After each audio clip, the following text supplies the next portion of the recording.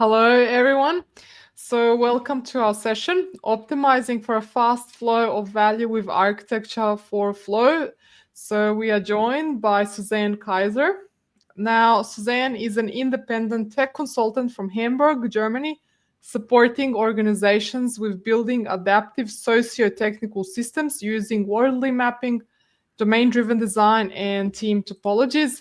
So really looking forward to this presentation to get the bigger picture within software development. So I'm now going to hand over to Susanne. Looking forward to this. Thank you so much. Thank you so much for having me, and thank you so much for attending this talk about optimizing for fast flow value with architecture for flow.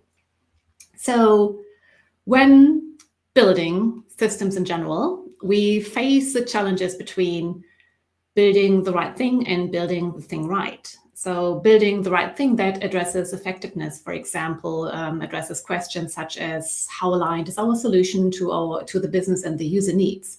Are we generating value for our customers? Have we understood the problem? Do we share a common understanding of our problem domain? And building the thing right, on the other hand, that focuses more on efficiency, for example, efficiency of our engineering practices. And it's not only crucial to generate value to our customers or for our customers, but also being able to deliver that value to our customers. And how fast can we deliver changes, and how fast and easy can we make a change effective and adapt to new circumstances? So the one does not go without the other. But as Dr. Russell Eckhoff points out, one of the pioneers of the systems thinking movement, says, doing the wrong thing right is not nearly as good as doing the right thing wrong. So building a wrong product in an efficient manner is still worse than building a right product inefficiently. Or as John Cutler says, crap delivered quickly is still crap, unless we learn something from it and we can act on that learning. So to build the right thing right, we need to build adaptive socio-technical systems that are optimized for fast flow of value and constant feedback. And one approach out of many, but one approach that I would like to share with you today is combining Wardley Mapping, domain-driven design, and Team Topologies as architecture for flow. So to build the thing right, that requires to start from the user perspective. And Clayton Christensen, the inventor of the Jobs to be Done series, stated that people buy products and services to get a job done. So in order to help users to get their job done, we need to know who our users are, and also what jobs they want to accomplish. And we also need to identify the desired outcomes as the user needs that the users would like to achieve when getting a job done. So the jobs to be done and the user needs, they are describing the problem space, and they typically stay the same regardless of how we are going to solve them in the solution space. So usually the users don't care about like how we are going to solve it. If we use the latest AI technologies, or if we are running on Kubernetes on-prem or on cloud-hosted services, as long as we have fulfilled the user needs in an efficient manner. So in our example, in the example of an online school solution for junior students, one of the users could be the teachers. And the teacher's core functional job is to facilitate remote learning. And to accomplish this job, the teachers need to prepare learning material, and they need to assess the student understanding with assignments. They would like to track the students' progress over time. They would like to facilitate communication with the students, but also ensure and set up a secure access to the learning platform, for example, with sign-up and sign-in processes. And in the solution space, those user needs are directly or indirectly fulfilled by a chain of components that generate value to our users by satisfying the user needs. And that's why we can blend in the value chain, the y-axis of a Wardley map, where then the users and the user needs are representing the anchor of the map. And deriving the value chain, that helps us to ensure that we are addressing the right problem and create value that aligns well with user needs. And the value chain itself that shows how different components connect in order to generate value and visualizes also their dependencies. And we can start simple with just a few components and iterate later on. And also our business landscape can be composed of several Wardley maps, not only one. So in the example of our online school solutions, the teachers are interacting directly with an online school component, and that is most visible to the teachers, and it is located at the top of our value chain. And this online school component also depend on other components, for example, foundational infrastructure components, but those are less visible to the teachers or to the user in general and are placed further down the value chain. And then we take our components of our value chain and then typically map them to the evolution stages on the x-axis of our Wardley map, and where we have evolution stages such as genesis with brand new things, then custom build, then product and rental such as off-the-shelf products, open source software solution, and commodity and utility at the right. And each evolution stage come with different characteristics. So towards the left spectrum, towards genesis and custom build, the components are typically changing far more frequently than components towards the right spectrum, towards product and rental, commodity and utility. So on the left, we are dealing with high level of uncertainties, unknown unknowns, and an undefined, poorly understood market. While towards the right spectrum, the components towards commodity and utility, the components become more stable, known, widespread, standardized, and the markets are typically well-defined and mature. And the Wardley map helps to visualize the business landscape in which an organization is operating and competing in. And a Wardley map itself is not supposed to be perfect, but provides a useful abstraction. There's this phrase, all models are wrong, but some are useful. So even though we have created this Wardley map, it's still an approximation of our business landscape. But a great value comes from creating a Wardley map together within a group and helps to create a common understanding of the business landscape and also challenge our own assumptions. And it also helps to assess efficiency gaps. So it can address questions such as, are we custom building components that do not belong to our core domain, which provides competitive advantage? Or can we utilize further evolved components? Also, the map helps to identify areas where to invest and innovate, and also what to evolve or outsource in order to gain competitive advantage. And I personally use Wardley maps a lot, and I use it as a visual tool that guides through the optimization process.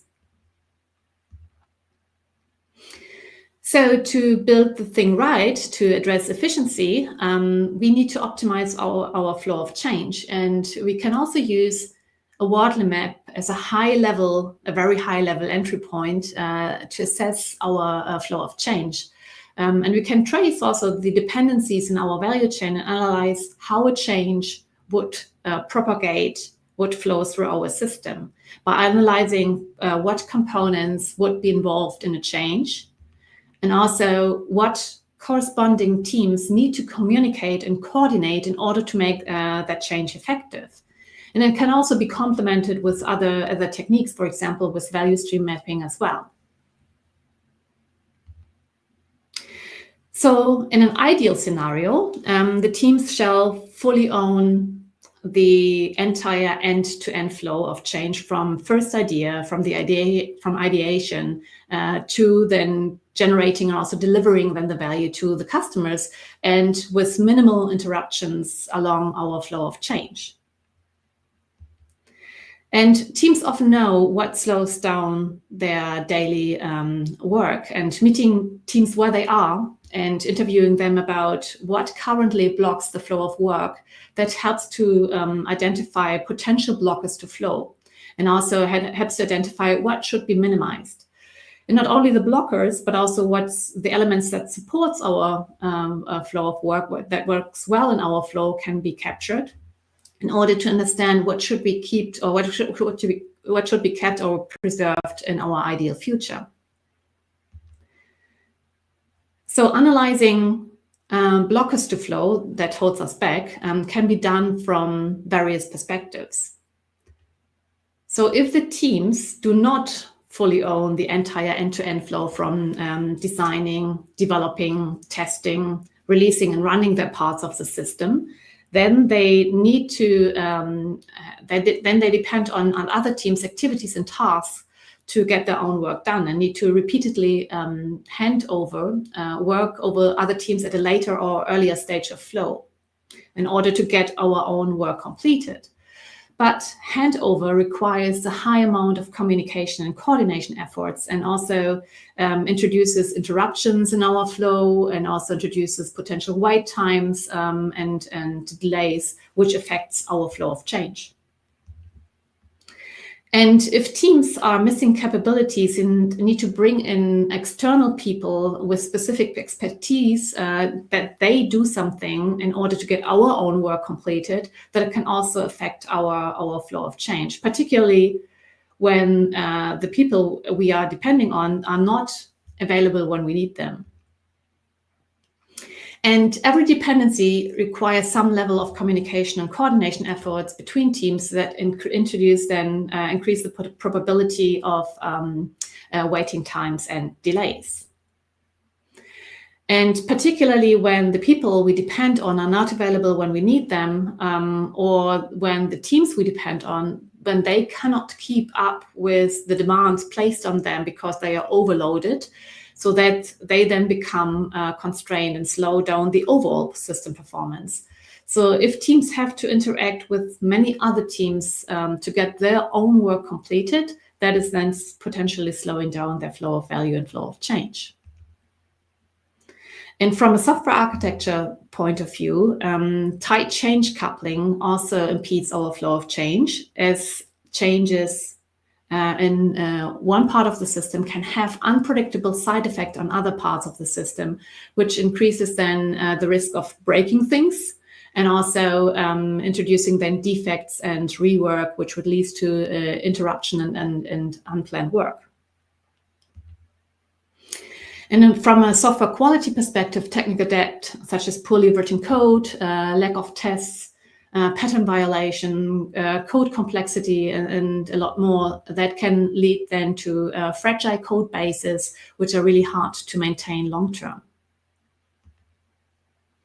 Coming back to team ownership, so a messy architecture with blurry and fuzzy modularity boundaries makes it really difficult to establish clear ownership boundaries, and that could potentially lead to a lack of ownership, and which decreases then the accountability for specific parts of the system, and which potentially also leads to not my job syndrome that can cause then decision delays and impeding the flow of change as well.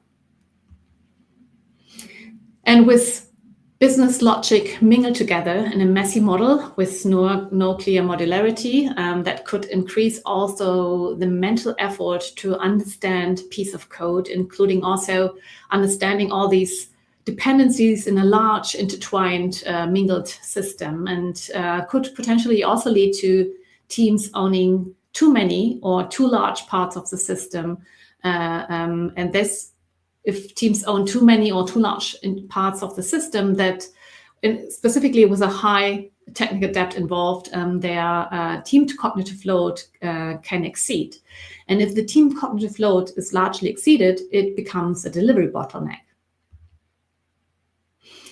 And when teams lack priorities and focus, they often try to work on multiple tasks at once, resulting then in higher work in progress and jumping between tasks without completing them. And frequent interruptions and unplanned work that can also lead to a lot of context switches, which impedes our flow of change as well. So after we have identified blockers to flow, and let's unlock them by combining Wardley Mapping, domain-driven design, and team topologies as architecture for flow. And that brings us back to our Wardley map. So to optimize for flow of change, we need first analyze what will drive value and what will drive change within our organization. And that requires to identify where the most important changes in our system occur, the streams of changes. And the user needs of our Wardley map are good candidates of customer-driven streams of changes. So we need to structure our teams or our system around these customer-driven streams of changes, ensuring a fast flow of change where it matters most. And the users and the user needs are not only representing the streams of changes or represent the anchor of our Wardley map, but also represent the problem domain. And that's where domain-driven design comes in. Domain-driven design helps us to gain a shared understanding of our problem domain and helps also to partition our problem domain into smaller parts, the subdomains, but not all subdomains are equal. Some of them are more valuable to the business than others. So we have different types of subdomains, such as core, supporting, and generic. So the core domain, that is the essential part of our problem domain, which provides competitive advantage. So that is the subdomain we have to strategically invest in most. And that is the subdomain, the solutions we have to build in-house. The supporting subdomain, they help to supporting the core domain and complement the core domain's offering. They do not provide competitive advantage, but are necessary for the organization to succeed. And supporting subdomains are typically assist in other competitive solutions as well. So the supporting subdomain is specialized, or typically specialized, but non-differentiating. And if highly customizable products or open source software solutions are available, we can look out for buying or using them for those supporting subdomain solution. But if the supporting subdomains cannot be productized, then because it requires such a high level of specialization, then we have to custom build the supporting subdomains, but with the awareness that they do not provide competitive advantage. And generic subdomains are subdomains that many business systems have, not only our competitors, but a lot of other business systems. For example, authentication and registration. So they aren't core, they provide no competitive advantage, but businesses cannot work without them. So generic subdomains are typically neither specialized nor differentiating. So buying off-the-shelf products or using open source software solutions or outsourcing to utility suppliers should be applied to generic subdomains. So the subdomain types, they help to focus our strategic investments and support us in our build, buy, and outsource decisions. So at this point, we have discovered our subdomain types and get an understanding where we shall focus our development investment from a problem space point of view. But when we now switch to the solution space, the solution of our subdomains are currently all mingled together in a monolithic big ball of mud with a messy model and no clear modularity boundaries in place, which is causing, as we have addressed earlier, tight change coupling, lack of clear ownership, high team cognitive load, and also an inefficient focus of development effort on non-differentiating parts that are affecting our flow of change and our efficiency. So to mitigate the blockers to flow related to the monolithic, tightly coupled big ball of mud, one aspect to consider is to leverage modularity with high functional cohesion and loose coupling by designing a modular, well-encapsulated, loosely coupled system. And which requires to decompose our online school component, our monolithic big ball of mud, into modular components, and which brings us to the next aspect of domain-driven design, which brings us to bounded contexts. And a bounded context from domain-driven design says that it groups related business behavior together and defines where a single domain model can be applied that encapsulate specific business logic of a subdomain. And a bounded context enforces high cohesion and modularity from a business behavior point of view. And bounded contexts also are indicating good domain logic specific themes to split the system into smaller, modular, well-encapsulated parts. And they also serve very well as ownership boundaries, and we come back to that one when we address the team perspective. So designing bounded contexts and domain models, they involve close collaboration between domain experts and development teams in order to gain a shared understanding of the problem domain, of our business domain. And there exist many techniques, for example, for designing domain models in the bounded context, for example, event storming, domain storytelling, sample mapping, user story mapping, and much more. And so with the previously discovered subdomain types, and now with the modular bounded context that we have designed, we can now better target our strategic investment in the future. And we can ask questions such as, are we custom building parts that do not belong to our core domain? And that helps us to focus our major development efforts around our core domain related bounded contexts that provide competitive advantage by building them in-house. And for the unspecialized non-differentiators, we need to evaluate whether we can leverage existing solution. So the generic subdomain related bounded contexts of identity and access, they do not provide competitive advantage, but they entail common standardized processes and functionalities that require little to no variations and specialization. So they are neither specialized nor differentiating. So here we can leverage existing off-the-shelf products or open source software solution that are available in the market, And for the supporting subdomain related bounded context, the decision whether to build or buy is a little bit more nuanced. So they are non-differentiating, but specialized, and they play a significant role to complement the core domain's offering. So in case they are so specialized that they can't be easily productized, then they require custom development, but with the awareness that they don't provide competitive advantage.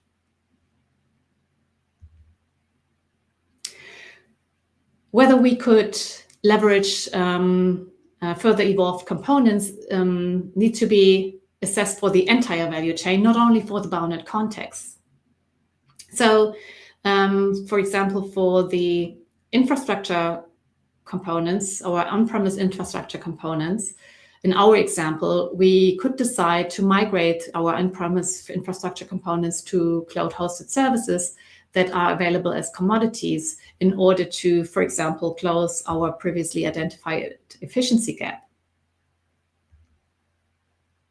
So far we have unlocked blockers to flow that are related to software architecture and efficiency gap. But considering the socio-technical part of our system, we also need to bring in the team perspective to unlock obstacles to our flow in regards to team ownership and team dependencies, and also the team interaction between teams. And that's where Team Topology can help us. So Team Topologies provides well-defined team types and interaction modes. So the autonomous cross-functional streamlined teams, they are aligned to a continuous stream of work and focusing on a fast flow of changes. In order to be able to produce a steady flow of feature deliveries, in order to be able to focus on a fast flow of change, the streamlined teams need the help from other teams, for example, from platform teams. And platform teams, they support the streamlined teams delivering their work seamlessly and are responsible for platforms that the Streamline team can easily consume. And the platform can vary in its level of abstraction. So at a lower level, a platform can abstract away infrastructure or cross-cutting capabilities. And at a higher level, also a platform can also represent a design system or a data platform and so on. So the platform teams, they provide internal self-services and tools for using that platform they are responsible for.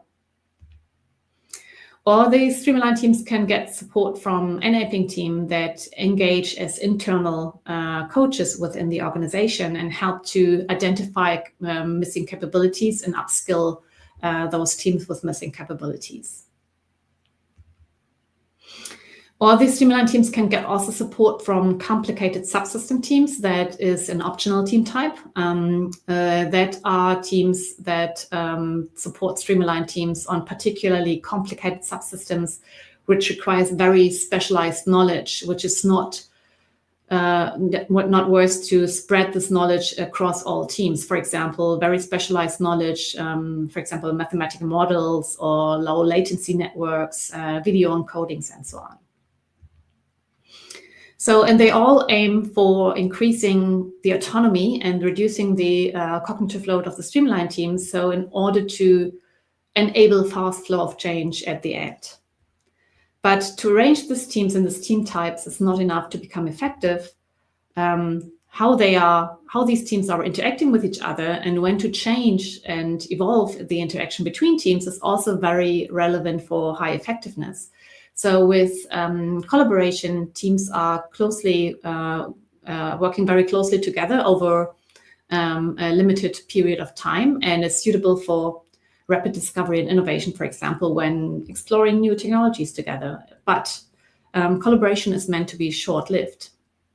X is a service that suits well when one team needs to use a code library, a component, an API, and so on, which can be effectively provided as a service and works best where predictable delivery is needed.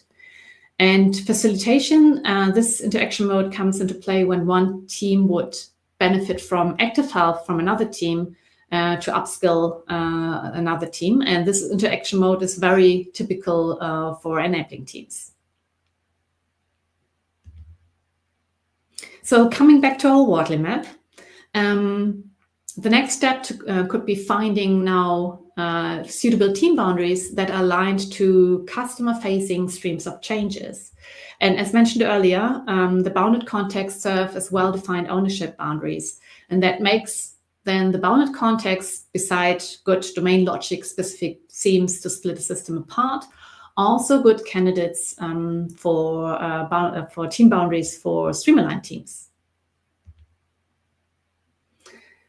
And to address the previously identified blockers to flow related to team ownership, we also need to focus on optimizing team cognitive load. And to optimize for team cognitive load, we have to limit the number, size, complexity of a software system that a single team has to work with. And this also involves establishing clear ownership boundaries.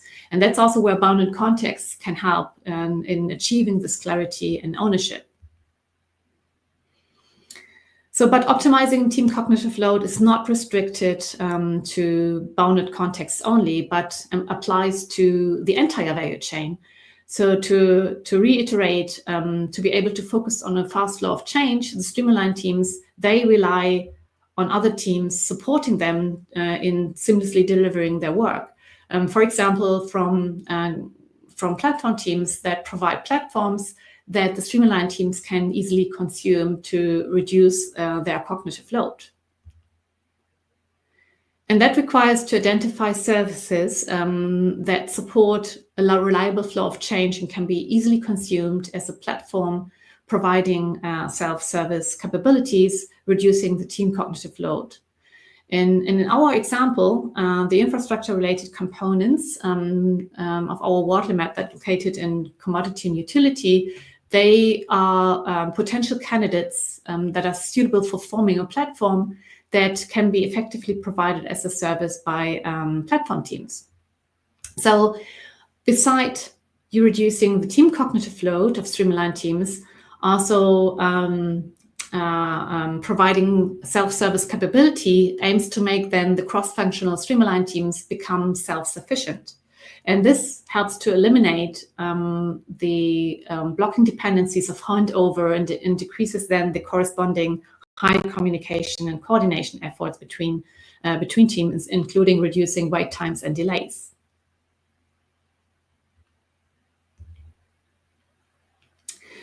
So when talking about team dependencies and team ownership, we can also switch now from the external product view, where we, for example, in our example, the teachers and their user needs are the anchor of our map. And we can also now switch to the internal view, into the internal platform as a product perspective, where now the teams become the users of our services. So switching, for example, to a platform value chain makes the streamlined teams become the users of the services that the platform team provide.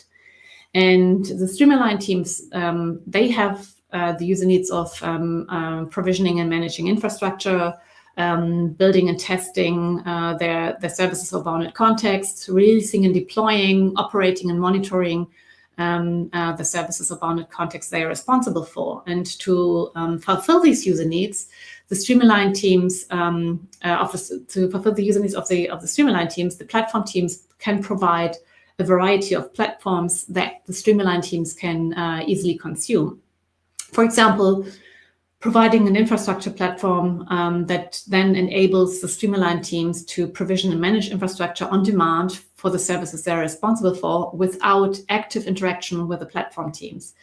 So, and in general, the platform can start small. So it can start as a single viable platform, as Manuel Parish and Matthew Skelton from Team Topology has declared it.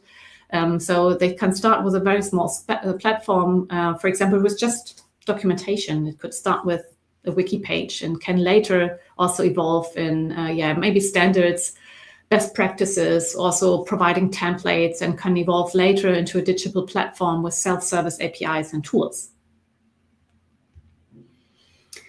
A build and release platform supports then the streamlined teams to build, test, deploy, and release the services, and can build on top of other components as well. Or, as I said earlier, a platform can vary in its level of abstraction. At a higher level, a platform can also reflect a design system in order to achieve a consistent, well-defined visual language at scale. So the platform team owning this platform, this design system, can then provide style guides, widget libraries, standardized design principles, and so on. And to operate and monitor a service, the streamlined teams require dashboards, alert mechanisms, incident management, and observability capabilities. And these capabilities can then be provided by a platform team as operating and monitoring platform.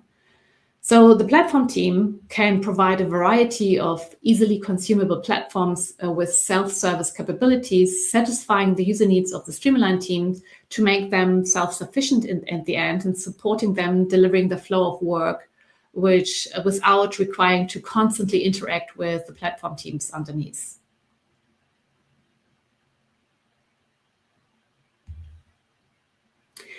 And another aspect to consider for optimizing for flow is to identify and close capability gaps, and that's where the enabling teams can come in.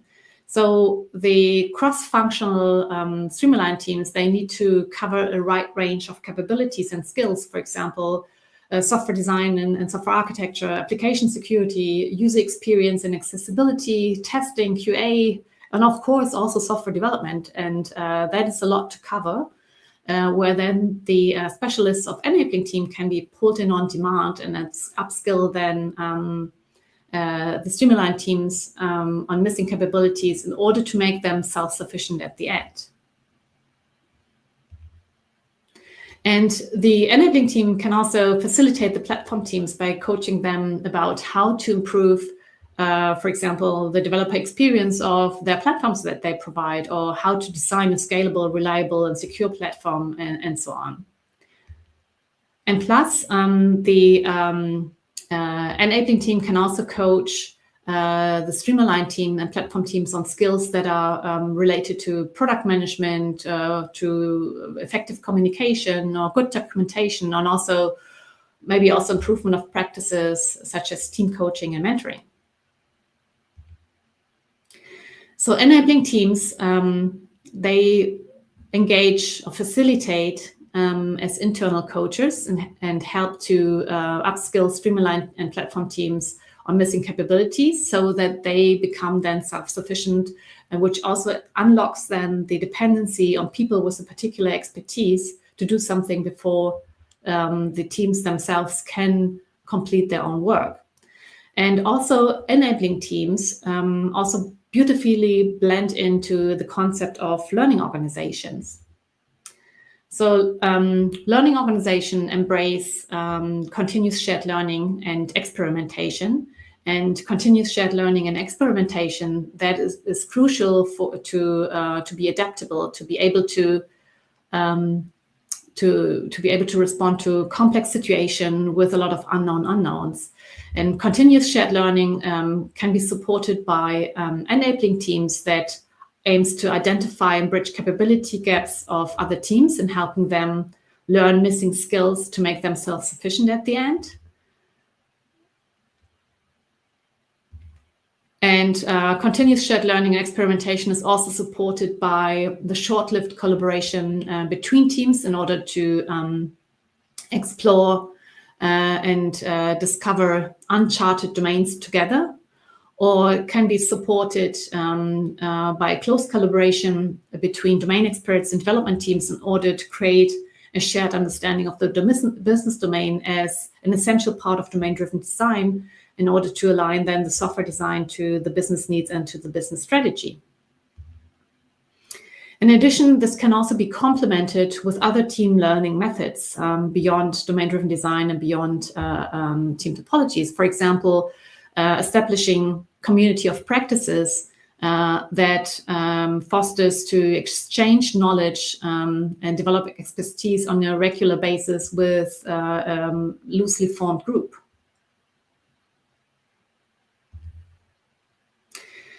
So this architecture for flow approach helps us to unlock a variety of blockers to flow from software architecture, from the team ownership, but also team dependency perspective, and also helps us to close efficiency gaps. And you might also ask how to start and bring these tools together. And I developed an opinionated structured approach that's I have visualized in an architecture for flow canvas. And this architecture for flow canvas reflects assessing your current status quo, your as-is situation, and also involves then blends over to envisioning the to-be situation, our ideal future. And this canvas is not a rigid framework. It just provides as little structure as possible and allows to be complemented with other tools and techniques as well. And it typically begins with the system and with the teams in the system of today, and then envisions also the teams and the systems of tomorrow, representing then the ideal future. And you might also ask, so how to transition from our as-is situation to the ideal future? And one approach can be done with a team-first approach as a reverse Conway maneuver. So Conway's law states that organization designs systems that mirrors their own communication structure. And the reverse Conway maneuver suggests to restructure the organization in order then to achieve then the desired architecture. And we can start with the teams of the landscape of today on the left side,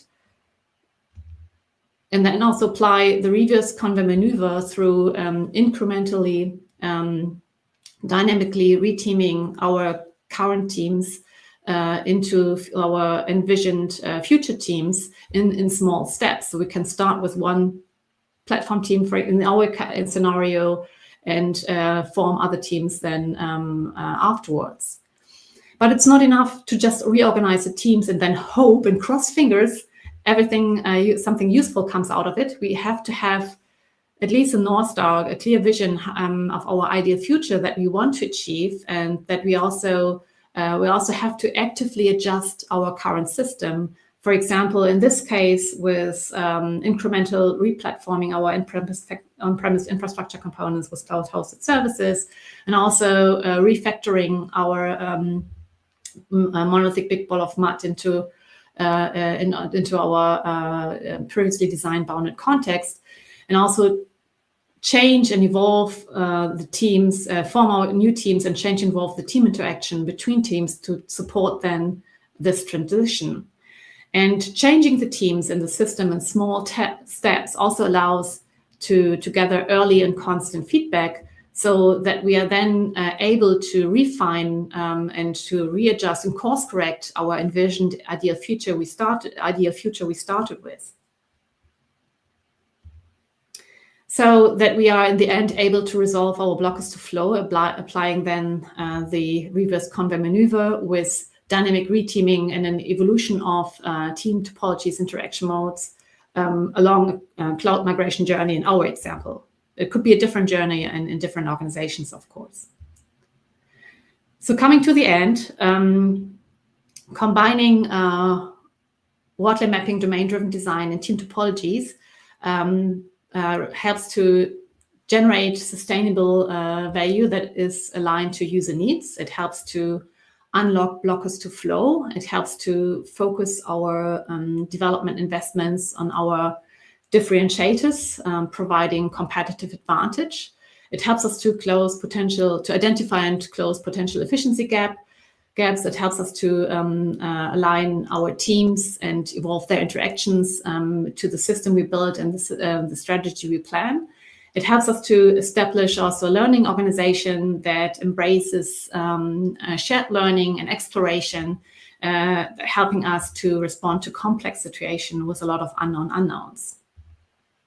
So this combination provides, in my opinion, a powerful tool set in order to design, build, and evolve adaptive socio-technical systems that are optimized for fast flow of sustainable value and fast and constant feedback and early feedback, and that can thrive then also in the face of rapid changes in the future, and helps us to build the right thing right in the end.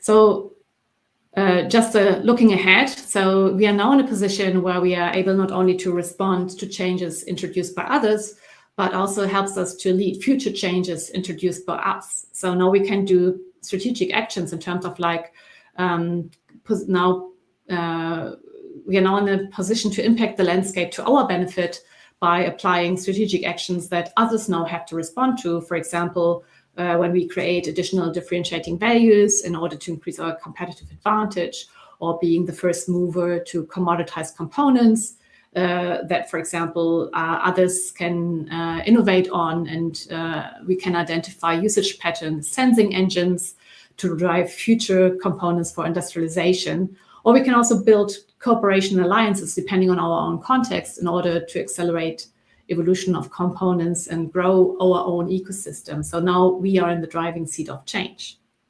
And with that, I also added some references to dive deeper into some topics. And also there is a book coming out. And thank you so much for attending my talk, and I'm looking forward to all your questions. Great. It was a great learning opportunity, and we had a very active discussion in the chat. So it's going to be a lot more interesting compared to just showing one question. I'm going to show a series of questions and discussion, and then after I read through it, it's going to be a number of comments. Then I'll ask you for your feedback after you see the big picture. So let's see.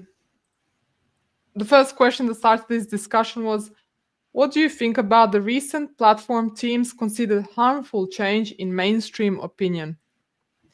Is this perhaps also because of the concept being hyped, mainstream, poorly aligned, and thus considered less useful?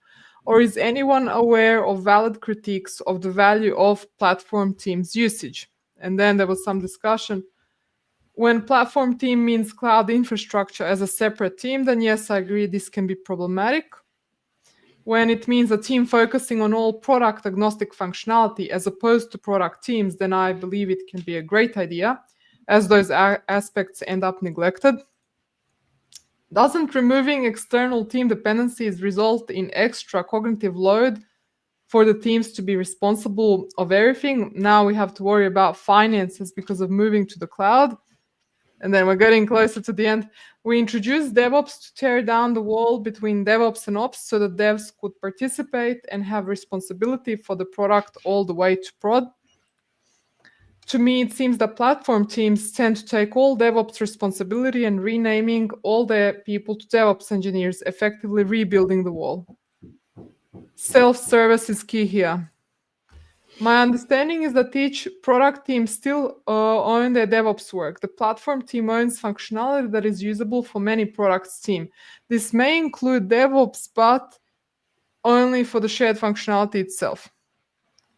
And what advice would you give to... Okay, that's, I guess, a separate one with Safe, but let's firstly, it was a very long discussion up to now. Great discussion, really great discussion. Yeah, absolutely. Commentary, yeah. Thanks. Yes.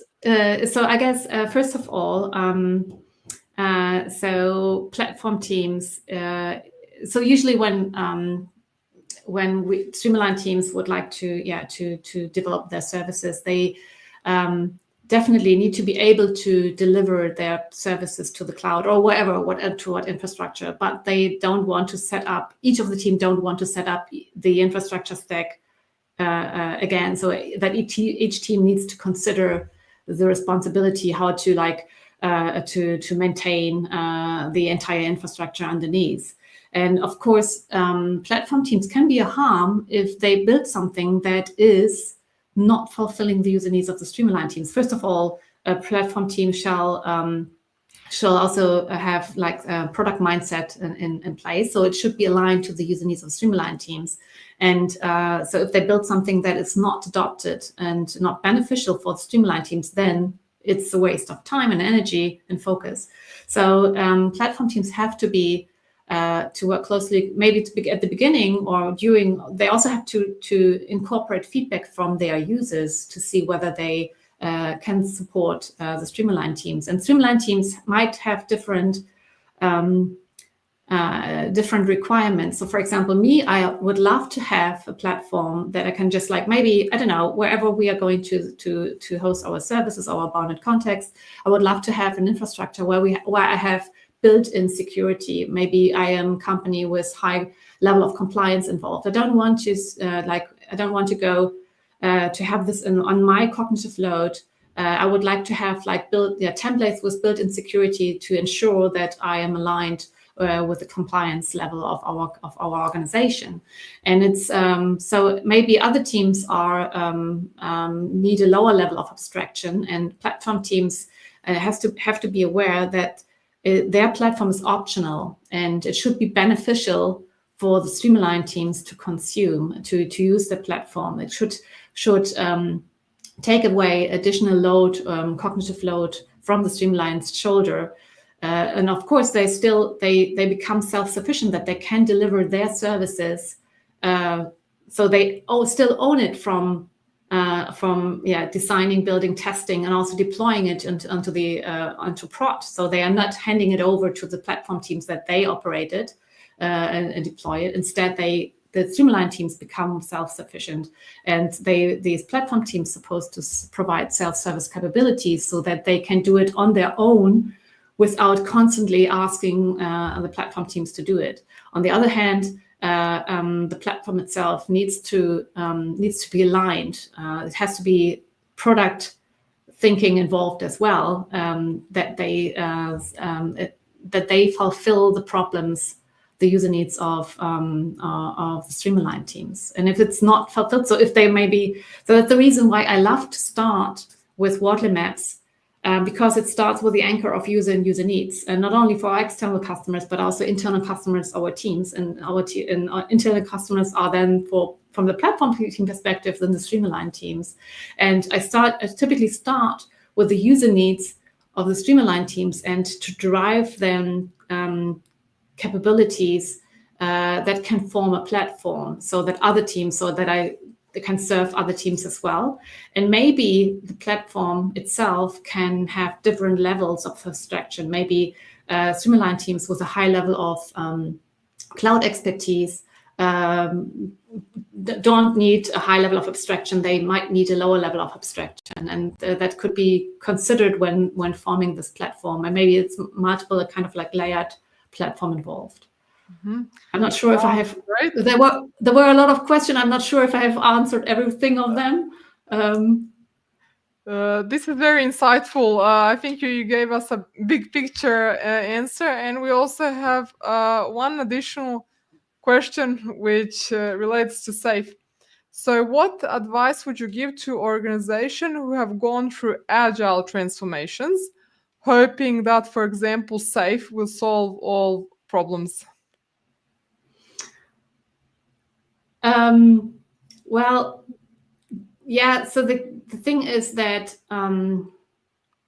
SAFe, so my experience, so I'm not a SAFe expert, first of all, but hearing from my clients applying SAFe, it have led to a lot of frustration because it's a rigid, so their experience with SAFe was that it was very rigid and was very like process oriented, and that they were not, it was like pressing them, every organization, in the same rigid framework, regardless of their own context. And I would say that depending on like your business landscape, you can't apply the same methods everywhere across your entire organization. For example, if you have components, if you look at the Wardley map, for example, if teams own components that are in Genesis and custom build, which require a lot of like having a high change rate, high level of uncertainties, they require more methods that are more aligned to agile methods. But for example, for components that are more stable, widespread, standardized, we can lean towards lean methods, or also introducing Six Sigma, which I have not applied yet. So it's just like that we don't have one method across the entire organization, and following a rigid framework, I guess, would harm also the ability to respond to unknown unknowns, which requires a lot of like techniques of exploration and experimentation and rapid discovery involved. That's a good point. We need to be adaptive, and that's why rigid frameworks can hurt us, which is what many companies experienced when they tried SAFe, many negative experiences due to that. Now, the next question is, how do you deal with the buy before build principle? I find a high-level business architects fall for promises by the vendor and go with the buy option, thus severely limiting the flexibility for teams. I experience the same. So it is sometimes it's also it depends on the how customizable this vendor solution is.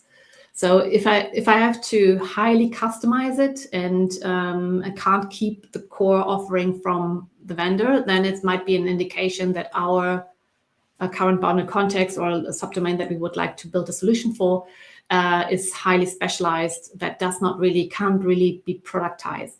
Sometimes it's not an either build or buy, it could be a build and buy. So for example, that we use a vendor's solution for standardized functionalities that require little to no variation or little variation. And in terms of we need very high level of specialization, for example, for supporting subdomain related bounded context, then we can also build this in-house. So it is this integrates then, for example, with the vendor solution on top, depending on the customizability of the vendor product. So it's not always either buy or build. it could be built and buy as well. That would be my solution. You can also do so. For example, at the beginning, I also tend towards like build a proof of concept at the beginning to see what kind of like core functionality we want to reflect, and if it's like it's a really large investment, maybe it's also worth considering. Can we establish a proof of concept at the beginning to get a little understanding of feeling of the vendor's offering and the level of customization it offers. Great, that's a very helpful insight. So we would like to say we really found your session useful. So thank you a lot again. Thank you for having me. You're welcome. And our upcoming session is Test Doubles Without Tears. So that's by Marco and Alessandro from Alcor Academy. So looking forward to that one as well. And the following is the remaining listing regarding our Europe sessions, our USA sessions. Thanks a lot to our conference sponsors. And you can check out our sponsors' resources for further learning. And join us on Meetup and follow us on social media. So thanks everyone for watching and see you at the next session. Bye. Thank you. Bye-bye. Bye.